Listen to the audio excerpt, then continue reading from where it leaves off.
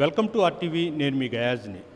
నెల్లూరు నగరంలో మహాకవి తిక్కన్న విగ్రహం ఏర్పాటు ఒక కలగానే మిగిలిపోతుంది. అయితే గత 5 సంవత్సరాల కిందట మహాకవి తిక్కన్న విగ్రహం, కాంస్య విగ్రహాన్ని కూడా ఏర్పాటు చేయడం జరిగింది. అయితే అది ఎక్కడ ఏర్పాటు చేయాలనేది కూడా ప్రభుత్వం నిర్ణయించకపోవడంతో అది సంగీత కళాశాలలో ఇప్పటికి కూడా ఒక గదిలో భద్రపరచబడి ఉండడం జరిగింది.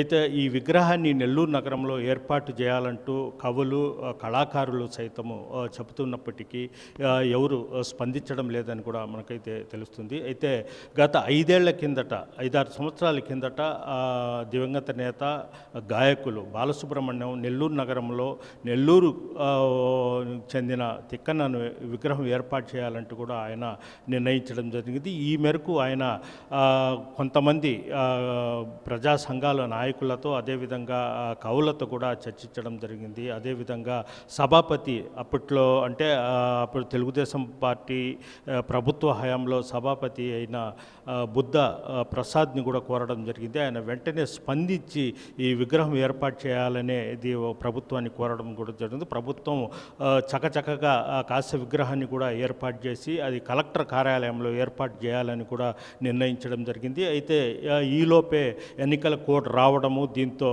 ఈ విగ్రహ ఏర్పాటు కూడా నిలిచిపోవడం జరిగింది.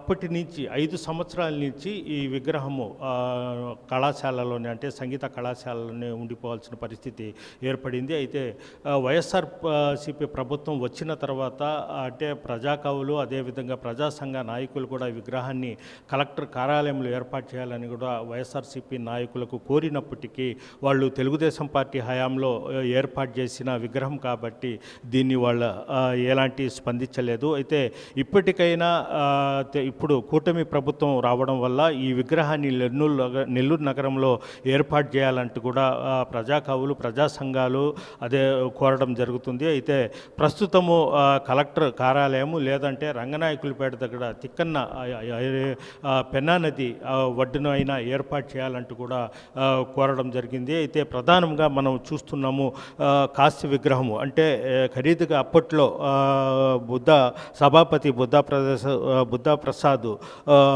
కోరిక మేరకు ప్రభుత్వం కూడా ఈ విగ్రహాన్ని ఏర్పాటు చేయడం జరిగింది. అంటే పెద్ద ఖర్చు చేసి కాంస్య విగ్రహాన్ని ఏర్పాటు చేయడం జరిగింది. ఏర్పాటు చేశారు కానీ దీన్ని నెల్లూరు నగరంలో ఎక్కడ ప్రతిష్ఠించాలనేది కూడా నిర్ణయించలేదు.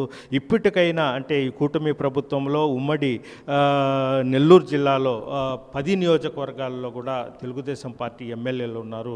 వీళ్ళంతా గుర్తించి ఈ విగ్రహాన్ని కూడా ఏదో ఒక ప్రాంతంలో, నెల్లూరులో చాలా విగ్రహాలు ఉన్నాయి, అయితే ఈ విగ్రహాన్ని కూడా ఏర్పాటు చేయాలి, లేదంటే పెన్నా తీరాన రంగనాయకులపేట ప్రాంతంలో కూడా అయినా ఏర్పాటు చేయాలంటూ కూడా నెల్లూరు ప్రజలు అయితే కోరుతున్నారు. వీడియో జర్నలిస్ట్ ప్రదీప్తో గయాజ్, ఆర్టీవీ నెల్లూరు నుంచి. మరిన్ని వీడియోస్ కోసం ఛానల్ ని సబ్స్క్రైబ్ చేయండి. లేటెస్ట్ అప్డేట్స్ కోసం వాట్సాప్ ఛానల్ ని ఫాలో అవ్వండి. ఆ లింక్ డిస్క్రిప్షన్ లో ఉంది.